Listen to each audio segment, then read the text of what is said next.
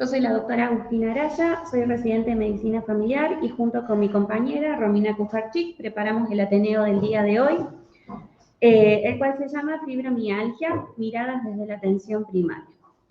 El Ateneo del día de hoy recordamos que se da en el contexto de la residencia de Medicina Familiar. Nosotros pertenecemos al Hospital Señor del Milagro de acá de Salta Capital.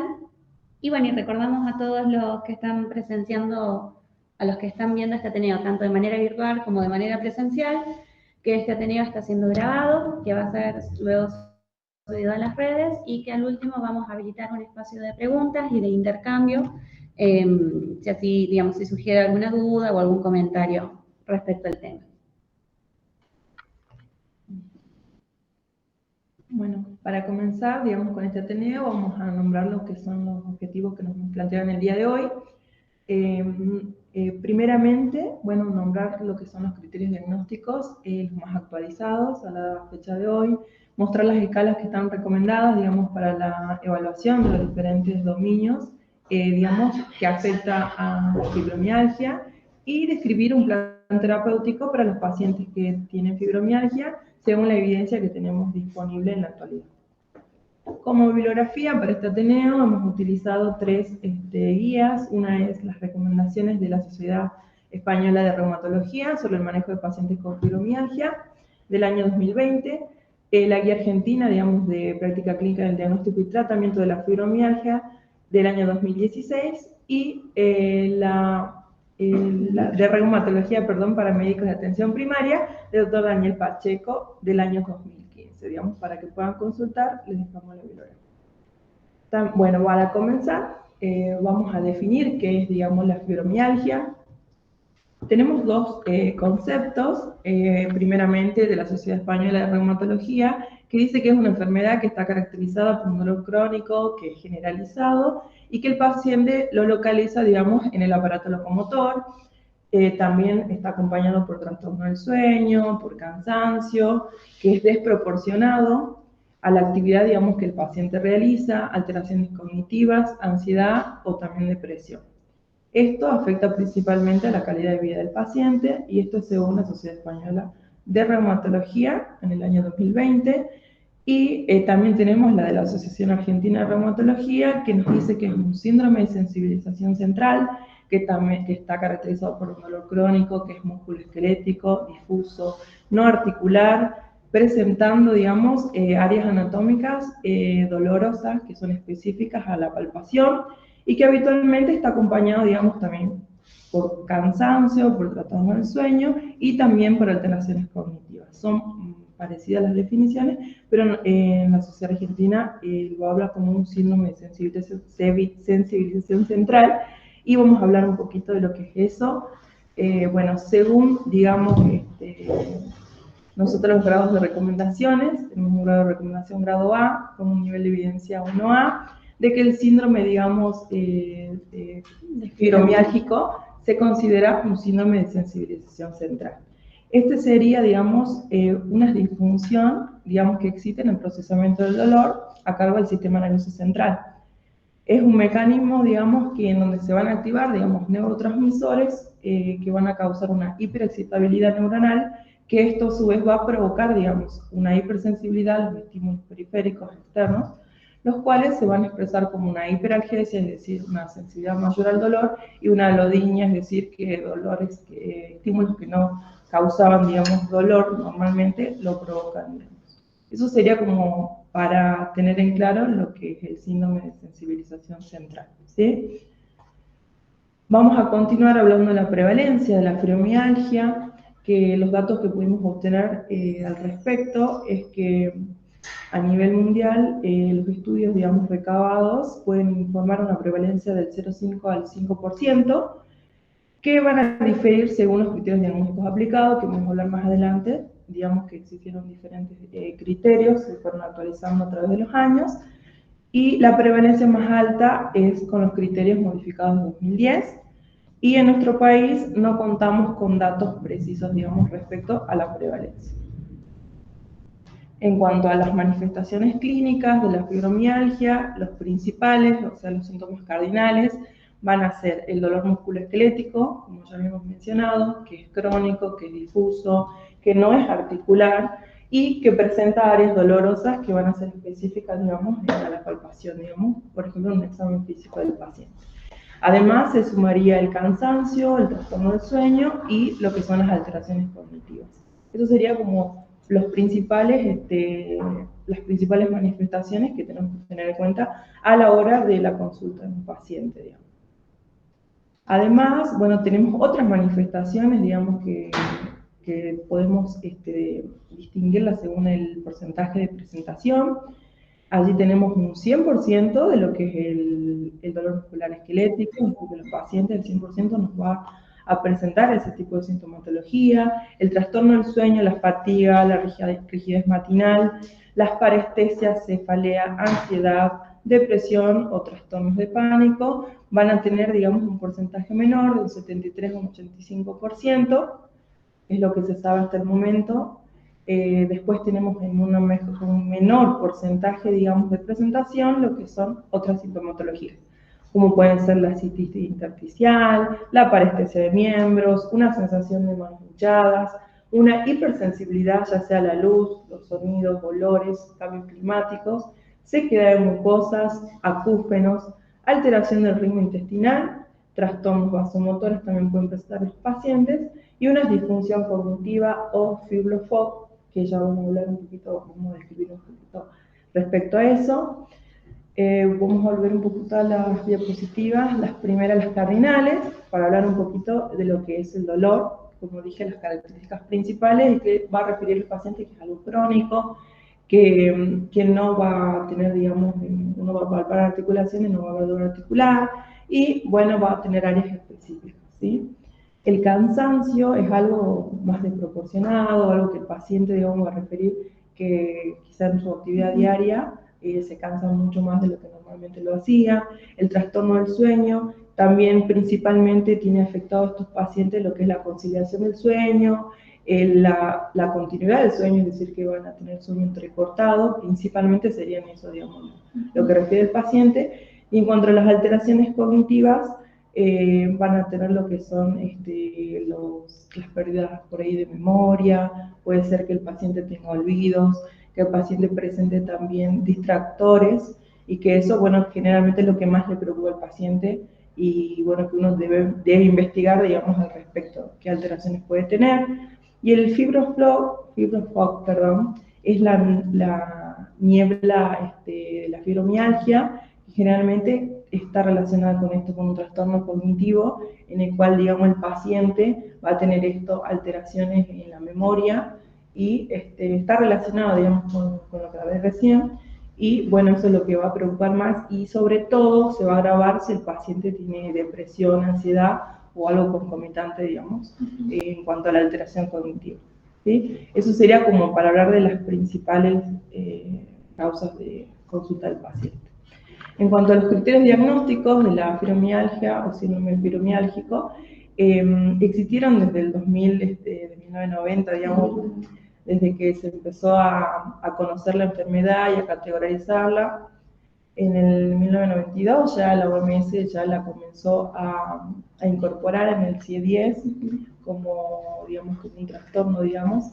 Y entonces nosotros, a partir de entonces, tenemos modificaciones del 2010, 2011 y actualmente la del 2014, que a través de los años lo que sucedía es que era muy subjetivo, quizá el paciente al referir el dolor no podíamos como ¿cómo se diría? Puntuar, digamos, y también el médico, digamos, con alguna escala. Es por eso que en la actualidad tenemos dos cuestionarios autoadministrados, es decir, que los realiza el paciente, en el cual se registra, digamos, primeramente las áreas del dolor, que lo aqueja al paciente, y luego tenemos otra en la que se hace una puntuación del impacto de esos síntomas. Acá podemos ver, primeramente, bueno, decir que tiene un grado de recomendación A y un nivel de evidencia 1A, digamos, estos criterios diagnósticos. Tenemos acá en pantalla lo que son el registro de las áreas del dolor, que como pueden ver son 28 áreas que el paciente, digamos, puede escoger y decir, digamos, que le causa dolor, Y con eso nosotros vamos a tener de que si tiene una puntuación mayor o igual a 17, vamos a considerar que ese paciente, digamos, puede tener, digamos, y ser portador de una fibromialgia. En cuanto a la otra tabla que dijimos con respecto al impacto que pueden causar, digamos, estos síntomas en el paciente, tenemos, digamos, el dolor, la energía, la rigidez, todo, digamos, respecto al paciente, la depresión, problemas de memoria, de ansiedad, la sensibilidad al tacto, problemas de equilibrio y sensibilidad a los ruidos fuertes, luces brillantes, olores y frío, que como vimos forman parte de las manifestaciones clínicas de la enfermedad. Entonces, según, digamos, lo que el paciente refiera, va a tener una puntuación, y si esta es mayor o igual a 21, vamos a considerar que es un portador de fibromialgia. Eso sería como lo más actual que con lo que contamos, digamos, para el diagnóstico de la fibromialgia.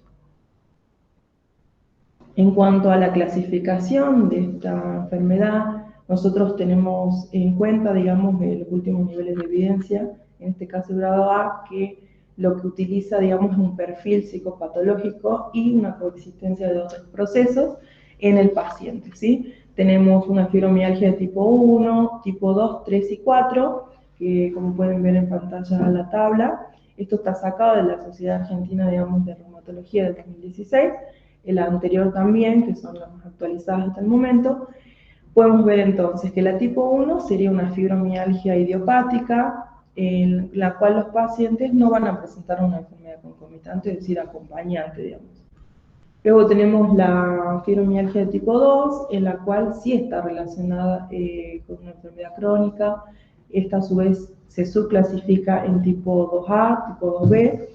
En la 2A tenemos una enfermedad crónica sistémica, como puede ser el síndrome de Sjögren o una artritis reumatoidea. Y en el caso de la 2B, tenemos los procesos locorregionales, como pueden ser los procesos osteomusculares o bien crónicos locorregionales.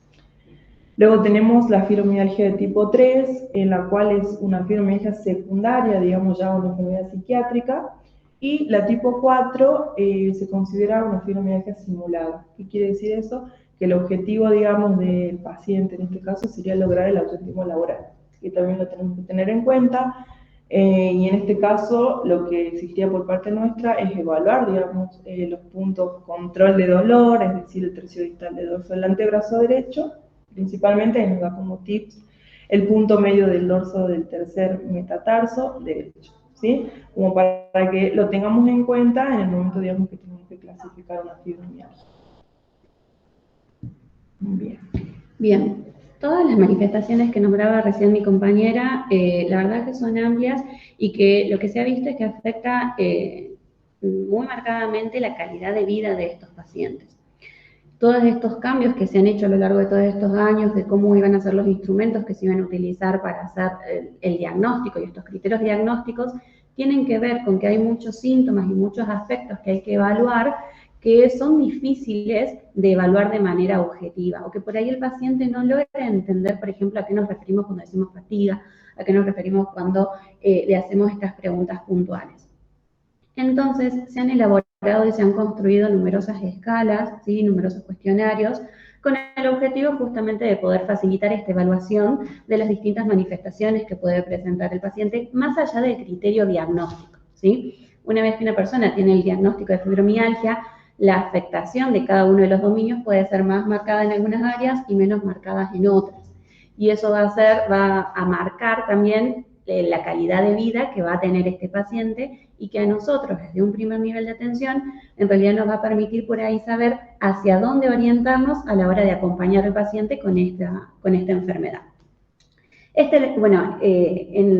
un apartado en la guía que utilizamos como bibliografía en donde enumera todas las herramientas que están aconsejadas actualmente para la evaluación de todas estas manifestaciones, nombrándolas en relación al nivel de evidencia y el grado de recomendación que van a tener. Para lo que es la evaluación de los síntomas, nombra 3 encuestas, 3 escalas, que es el OMERAC, el PROMIS y el IMPACT. El OMERAC en sí es para medir las manifestaciones, cómo afectan distintos dominios de las manifestaciones de diversas enfermedades reumatológicas, no específicamente de la fibromialgia, ¿sí?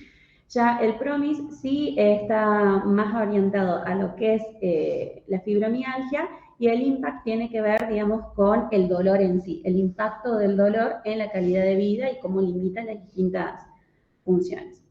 El OMERACT en sí va a evaluar todas estas áreas y utiliza subescalas seleccionadas para cada una de estas. Es lo que nos plantea la guía, que lo ideal sería poder evaluar a todo paciente que ya tenga un diagnóstico de fibromialgia, no solo el dolor, sino también todos estos otros síntomas, ¿sí? Muchas veces nos quedamos únicamente con la que la fibromialgia es sinónimo de dolor, pero hay otros síntomas cardinales, como nombraba mi compañera, que también van a afectar mucho la calidad de vida. Entonces es importante poder tener presente esos a la hora de evaluar a este paciente. Eso tiene un nivel de evidencia 1 con un grado de recomendación A.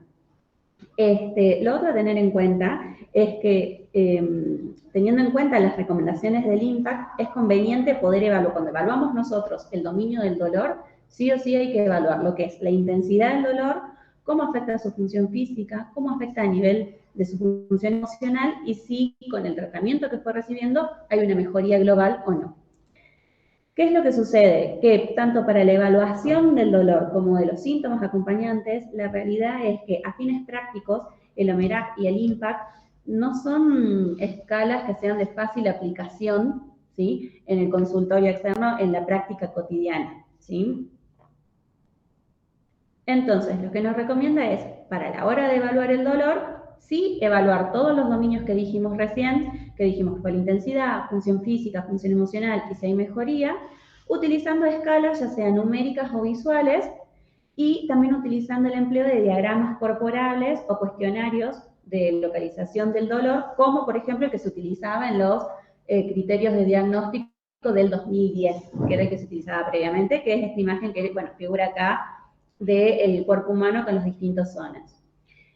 Y en cuanto, por ejemplo, a la evaluación de la fatiga, sí lo que nos recomienda es utilizar escalas numéricas o analógicas visuales, que un ejemplo más típico son las escalas que se utilizan de Likert, que no es una escala en sí de la fibromialgia y de la fatiga, sino que es un sistema de evaluación cualitativa de cómo es que se siente el paciente con una intención de objetivar la información que nos pide.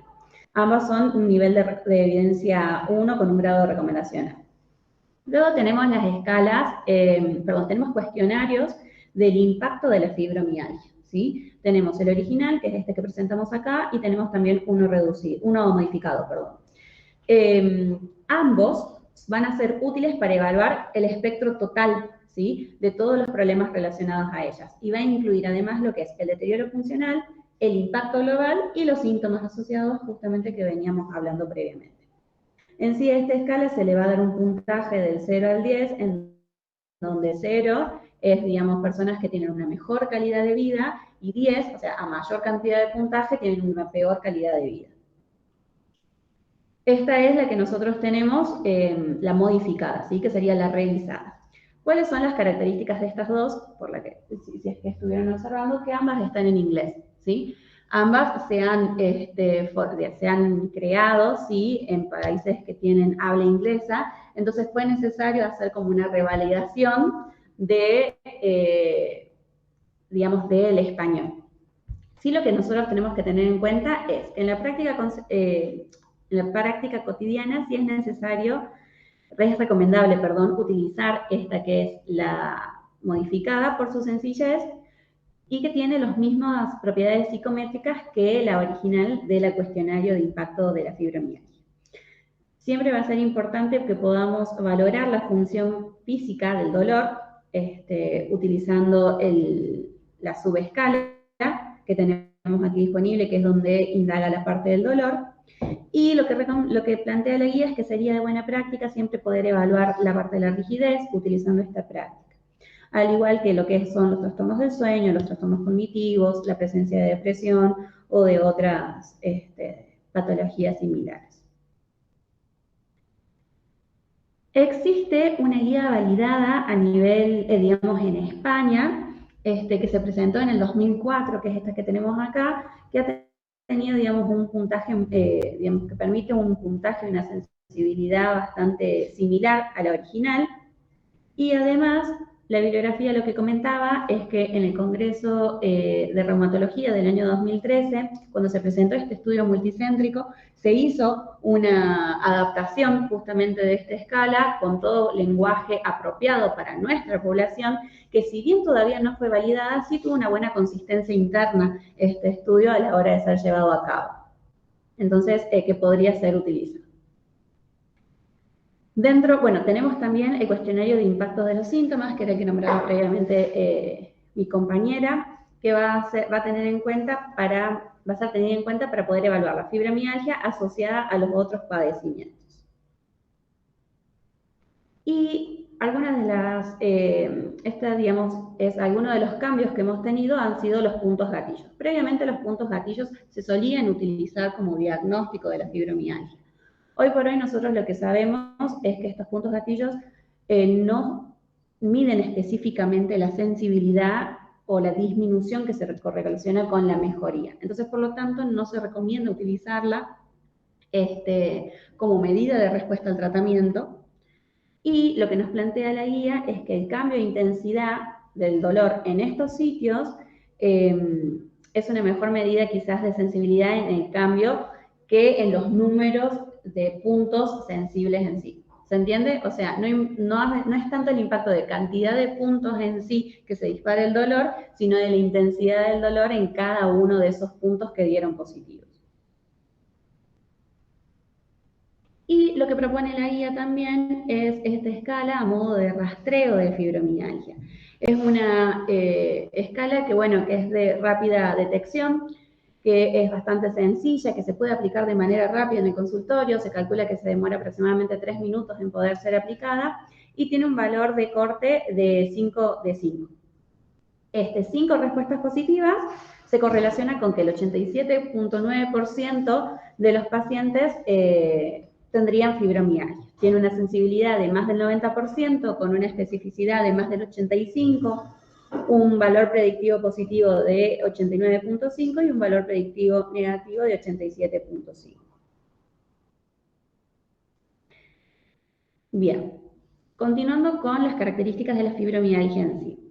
En los distintos estudios y revisiones que se han hecho y que figuran ahí en la guía utilizada de Argentina, lo que se plantea es que no existe en sí una clasificación ideal que determine los distintos tipos de fibromialgias según las características clínicas y la severidad, ¿sí? Y que no se puede especificar en base a la búsqueda y a las revisiones bibliográficas que se han hecho cuál va a ser el curso o el pronóstico de esa enfermedad en sí. Sí, lo que sabemos es que dependiendo de cuáles sean los dominios que vayan a estar afectados, pueden llegar a tener mayor afección de la calidad de vida de esa paciente. Como nombrábamos recién, son manifestaciones que son muy amplias, que van a afectar a distintas esferas. Sí va a ser importante que tengamos en cuenta cuáles van a ser los diagnósticos diferenciales de una fibromialgia. En cuanto a diagnósticos diferenciales de origen central, vamos a tener lo que es el síndrome de fatiga crónica, el síndrome miofacial, el síndrome de intestino irritable o una disfunción temporomandibular. Y después tenemos diagnósticos diferenciales específicos de otras enfermedades que van a incluir la osteoartritis, lupus eritematoso sistémico, la artritis reumatoidea, la polimialgia reumática, miopatías inflamatorias, espondilitis anquilosante, hipotiroidismo, neuropatías o enfermedades neoplásicas malignas. Bien. Esos son, digamos, los diagnósticos diferenciales. Hablamos un poco de las manifestaciones y los diagnósticos diferenciales. Nosotros lo que tenemos que tener presente es que en estos pacientes es muy frecuente que la fibromialgia se presente acompañada de otros cuadros clínicos, ¿sí? En sí, en los que más hincapié hace la guía de la Sociedad Argentina de Reumatología van a ser, por un lado, la depresión. Lo que nos dice la guía es que existe una prevalencia a lo largo de la vida de síntomas depresivos en el 90% de los pacientes y que del 62 al 86% van a tener incluso un trastorno depresivo mayor. Y que esta asociación de la fibromialgia con un cuadro de depresión va a aumentar el desarrollo, va a favorecer el desarrollo de una mala calidad de vida y que tenemos que entender que es una entidad independiente que va a tener su propio pronóstico y su propio tratamiento, ¿sí? Por ende, en todo paciente que tengamos con fibromialgia, sí la recomendación es poder hacer un rastreo de depresión para poder detectarla e intervenir oportunamente con los tratamientos correspondientes y de esa manera mejorar no solo la sintomatología, sino también la calidad de vida del paciente. También se puede asociar a otros cuadros psiquiátricos, entre ellos la ansiedad, que va a ser una afección singular, discapacitante, costosa, y que va a ser más, que se ha visto que es más frecuente la presencia de ansiedad generalizada en pacientes que tengan fibromialgia en comparación al resto de la población en general. Después hablaba también del catastrofismo, que es la magnificación de los síntomas asociados al dolor, y que se asocian como una rumiación de sentimientos de pesimismo y de desvalimiento generados por los síntomas de la propia enfermedad. Y por otro lado tenemos situaciones de estrés, ¿sí? Que sería de distrés, porque sería un estrés patológico.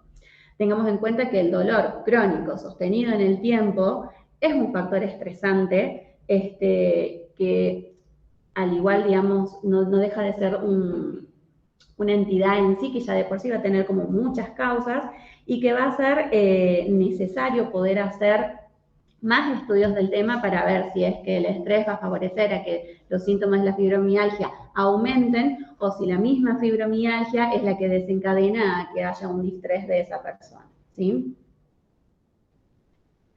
Bien. Respecto a los métodos complementarios recomendados, lo que plantea la guía es que no existe ninguna prueba específica para hacer, ya sea de laboratorio, de imagen, para hacer el diagnóstico en sí del síndrome de fibromialgia. Pero sí lo que se van a emplear son métodos complementarios que van a permitir descartar las otras entidades que, digamos, los otros diagnósticos diferenciales que nosotros nos planteemos dependiendo de la sintomatología propia del paciente. En sí se ha visto que hay muchos estudios respecto al dosaje de la vitamina D, ¿sí? Y lo que plantea la guía es que sí lo plantea como que es de buena práctica clínica, pero tiene un nivel de evidencia 4 con un grado de recomendación D, para tener en cuenta. Y sí, lo que planteaba es que dentro de, habíamos hablado un poco que uno de los síntomas que más afectaba la calidad de vida era justamente los trastornos de sueño, como comentaba mi compañera. Entonces sí recomendaría también hacer una polisomnografía, especialmente en aquellos, no en todos los pacientes que tengan fibromialgia, sino en aquellos en los cuales su calidad de vida se vean más afectada justamente por esta alteración, ya sea de conciliar o de mantener el sueño, con, un nivel de evidencia número 2 y un grado de recomendación B. Bien. Ahora pasamos a la parte del tratamiento. El tratamiento en sí va a ser un tratamiento que va a ser sintomático, ¿sí? Va a estar más orientado a poder mejorar esa calidad de vida, ¿sí? Tiene objetivos específicos. No es que vamos a poder curar o desaparecer la fibromialgia, ¿sí? Y es importante que nosotros tengamos presente cuáles son los objetivos del tratamiento de fibromialgia para que también se lo podamos compartir al paciente, cuáles son esos objetivos, ¿sí?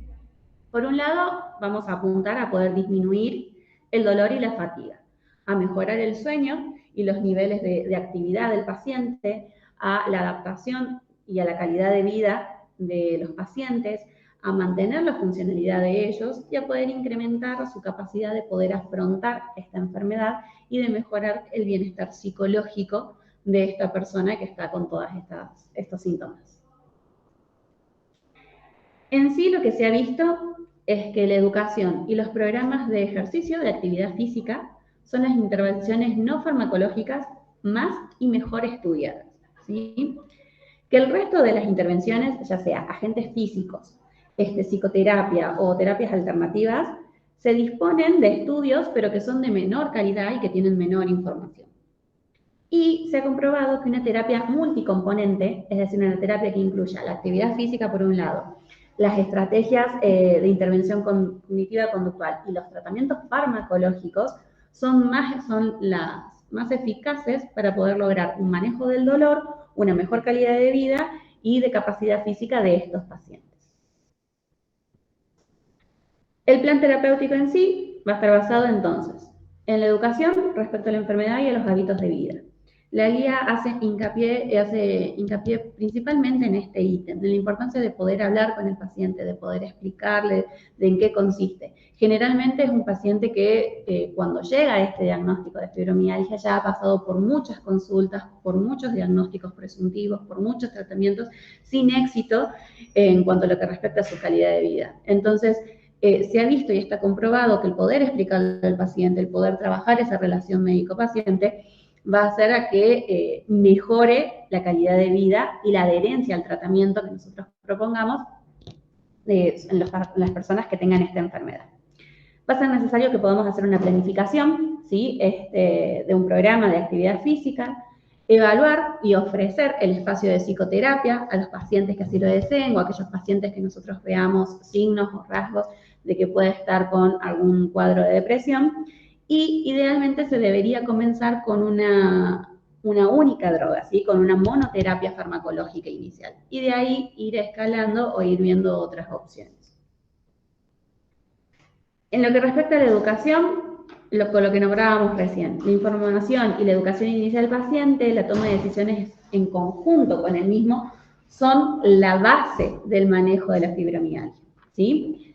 ¿Cuáles son los contenidos de esta educación al paciente? Por un lado, brindar información sobre la enfermedad en sí y sobre cómo se diagnostica. Explicar cuáles son las alternativas terapéuticas que tenemos disponibles y decir también cuáles son los niveles de evidencia que tienen estos tratamientos. Y poder aconsejar sobre cómo afrontar esta enfermedad de manera correcta y minimizar las consecuencias. Y lo que plantea la guía es que todos los consejos para el autocuidado son también importantes en el alivio de la sintomatología, considerando esto como un nivel de evidencia 1, que incluye evitar los factores desencadenantes, favorecer los aliviantes y hacer actividad física con regularidad. Y haciendo principal hincapié en tratar de limitar todos aquellos ejercicios físicos que sean desencadenantes del dolor. En cuanto a tratamiento no farmacológico, vamos a tener, por un lado, la terapia conductiva conductual, ¿sí? Lo que plantea es que existiría resultados beneficiosos para el manejo del dolor y de la fatiga, del estado de ánimo, así como una disminución de la cantidad de consultas que se hagan por guardia de estos pacientes, con un nivel de evidencia 1. Se ha propuesto también una hidroterapia, una balneoterapia, que son terapias hídricas, y lo que plantea la guía es que habría un beneficio en cuanto a la calidad de vida, a la función física y a aquellos pacientes principalmente que tengan rigidez, cuando se compara a los pacientes con fibromialgia de aquellos con los no tratados por un periodo de 20 semanas. Que en sí, lo que plantea la guía es que si bien es un nivel de evidencia 2, como se ha visto que no tiene resultados negativos, este tipo de terapia se aconseja como un recurso terapéutico complementario a, digamos, los que disponemos, a los otros que disponemos. Y por otro lado tenemos el TENS, que consiste principalmente en activar la vía inhibitoria del dolor con el objetivo de mejorar la fatiga, la sensibilidad, la ansiedad y la depresión. Y que se sugiere como una terapia, al igual que la anterior, adyuvante a los ejercicios de estiramiento y aeróbicos y toda la actividad física que ya nombramos previamente. Esta tiene un nivel de evidencia 3. Luego tenemos tratamientos alternativos. Lo que nos llamaba la atención era que cuando buscábamos bibliografía nos empezaban a aparecer muchos artículos y guías relacionados a muchos tratamientos alternativos.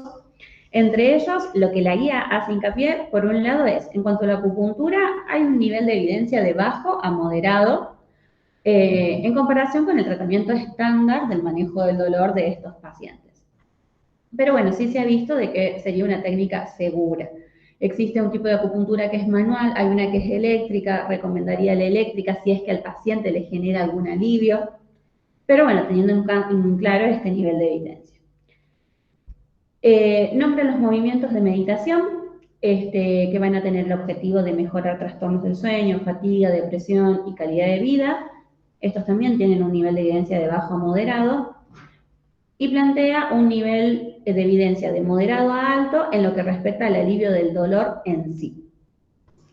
De ellos, el que nombra es el yoga, que sería como el más seguro y que otorga también mayor movilidad, mejoría de la función en aquellos pacientes que se presentan principalmente con lumbalgias y con fibromialgias, independientemente después de la intervención que se pueda hacer. Y a nivel nutricional, lo que se ha visto es que aquellos pacientes que tengan obesidad y que tengan sobrepeso tienen suelen presentarse con mayor intensidad de todos los síntomas que presentan y por ende peor calidad de vida. Entonces lo que se recomienda es el control de peso como una herramienta base para poder mejorar la calidad de vida y disminuir la intensidad de estos síntomas. Dentro de otros tratamientos alternativos se nombraba también la hipnosis y la homeopatía, pero bueno, concluían que los estudios disponibles actualmente eran escasos y que los que había tenían una metodología de investigación que era inadecuada. Nombraba también la masoterapia como un posible tratamiento complementario viable, pero también aclaraba de que, bueno, que eran necesarios más ensayos que sean aplicados a gran escala y que sean seguidos a largo plazo como para poder tener certeza de que mejorara la función la intensidad del dolor, la rigidez, la calidad del sueño y el estado psicológico del paciente. Y en cuanto a la quiropraxia, lo único que, lo que enunciaba es que de los pocos estudios que habían tenían un nivel de evidencia 3. Bien. Y por último nos quedaría lo que es el tratamiento farmacológico en sí. De por sí, la guía lo primero que plantea es, por un lado, la importancia de haber podido tener una buena relación médico-paciente para poder lograr tener una adherencia a este tratamiento farmacológico que vayamos a proponer. Y por otro lado, que no se recomienda la utilización de placebo en pacientes con fibromialgia, ¿sí? Siendo esto una recomendación con un nivel de evidencia 1++ y grado de recomendación A. Bien, como terapia de inicio, lo que se propone es utilizar un antidepresivo, que es la amitriptilina, ¿sí? Tiene una dosis inicial que debería ser de 10 a 25 miligramos al día. Y acá lo que comenta la guía es que tiene un nivel de evidencia 4 y un grado de recomendación D. ¿Pero por qué? En realidad, lo que plantea la guía es que no hay evidencia suficiente y como para decir que la amitriptilina sea más eficaz o que genere una mejor respuesta en comparación al resto de los antidepresivos, ¿sí? Pero que acá en Argentina se elige la amitriptilina principalmente porque es una de las que tenemos más acceso y porque es la de menor costo. En cuanto a los otros antidepresivos, lo que plantea la guía, sí, es que los IRS no serían drogas recomendadas para el tratamiento, si bien podrían mejorar la ansiedad y la depresión en estos pacientes, lo ideal sería evitar este tipo de drogas. Nombra también la milnacipran y la duloxetina, como drogas recomendadas para el uso de la fibromialgia, pero que serían drogas de segunda línea. Nombra la ciclobenzaprina, principalmente, digamos que es un neorelajante que ayuda a la inducción del sueño, que tiene una estructura bastante similar a la amitriptilina y que lo que propone es que en realidad debería ser utilizada en corto plazo y que debería evitarse en pacientes que sean ancianos. Y por último, nombra que la venlafaxina y la mirtazapina sí no están recomendadas en el uso de la fibromialgia. Como otros fármacos, proponen también la pregabalina, ¿sí? Como una muy buena droga de primera línea para este tratamiento farmacológico, para este cuadro que es la fibromialgia, ¿sí? Tiene un nivel de evidencia 1++ con un grado de recomendación A. Como parte de la familia, la gabapentina no es de primera línea, se podría recomendar, en realidad, y lo que te proponen es que en realidad se recomienda indicar medicamentos que tengan un mejor perfil de seguridad que este para el inicio del tratamiento. Respecto a las benzodiazepinas, la evidencia es insuficiente para su recomendación y los hipnóticos en sí, que mejoran obviamente el sueño, la indicación está discutida porque la realidad es que si bien ayudarían a la conciliación del sueño, no ayudarían a la mantención del mismo. Entonces, de ahí es que la evidencia está discutida. Y como otros tratamientos farmacológicos, lo que plantea es que los antiinflamatorios no se recomiendan, que el paracetamol puntualmente sí podría utilizarse para el manejo del dolor, sobre todo porque tiene un buen perfil de seguridad, pero se recomienda principalmente la asociación de tramadol más paracetamol, pero como un tratamiento de segunda línea del dolor, ¿sí? La oxicodona no se recomienda, los corticoides no se recomiendan, y todo lo que son los cannabinoides, actualmente tenemos evidencia insuficiente para su recomendación en estos pacientes. Entonces, para finalizar, recordar que nuestro tratamiento base va a estar basado, valga la redundancia, en lo que es la actividad física, la importancia del ejercicio de estas personas, y en poder iniciar con pregabalina o con amitriptilina, dependiendo también de las características y de los síntomas que predominen en estos pacientes. Bien. Bueno, esa fue la presentación, nuestro Ateneo del día de hoy. Abrimos el espacio a preguntas o a comentarios que quieran realizar tanto los que están presentes como los que se encuentran conectados. ¿Quieres poner la pantalla de los que están conectados? Bueno, sí. Dejo de compartir.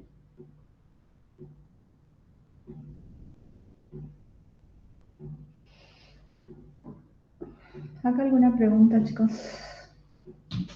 Acuérdense, y eso es importante que nos dijo la doctora, de acuerdo a los síntomas que tiene el paciente, tenemos que rastrear otras enfermedades reumatológicas, que parte del tratamiento va a ser tratar esas enfermedades asociadas, ¿sí? Que puede ser el lupus y todo, entre los diagnósticos diferenciales y enfermedades asociadas, ¿no? Sí, sí nombraba, eso que dice la doctora, es cierto, sí nombraba el hecho de que puede presentarse de forma concomitante con enfermedades reumatológicas. Entonces, si bien uno muchas veces quizás va a pensar primero en la enfermedad reumatológica, ya sea lupus, artritis u otras, pueden presentarse ambas de manera simultánea. No que tenga lupus no quiere decir que no vaya a tener fibromialgia. O al revés. O al revés. Exacto. Fibromialgia sea lo que motiva la consulta, no quiere decir que no haya otras cosas. Y lo que plantea la bibliografía respecto a eso es que la presencia de ambas y la asociación de ambas va a afectar aún más la calidad de vida.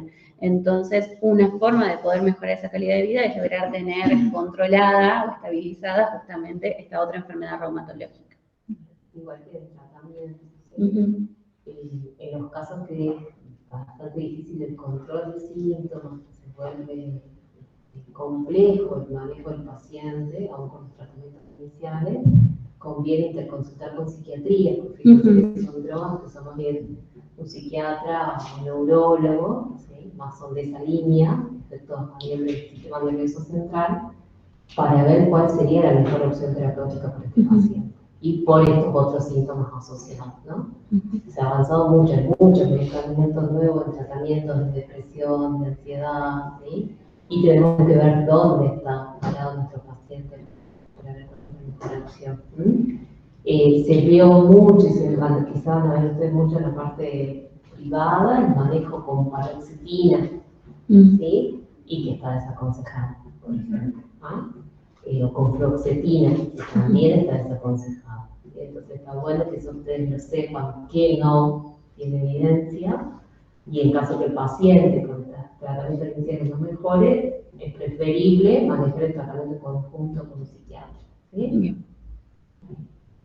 Sí, yo por ahí aportar que lo dijiste en un momento de la parte de nutrición, hay nuevos estudios de nutrigenómica que hablan de las disbiosis intestinales, ¿no? Que hablan de todas las alteraciones de la asociación, sobre todo de enfermedades reumatológicas, la fibromialgia, la depresión y otras enfermedades que tienen un componente proinflamatorio por una alteración de la microbiota intestinal.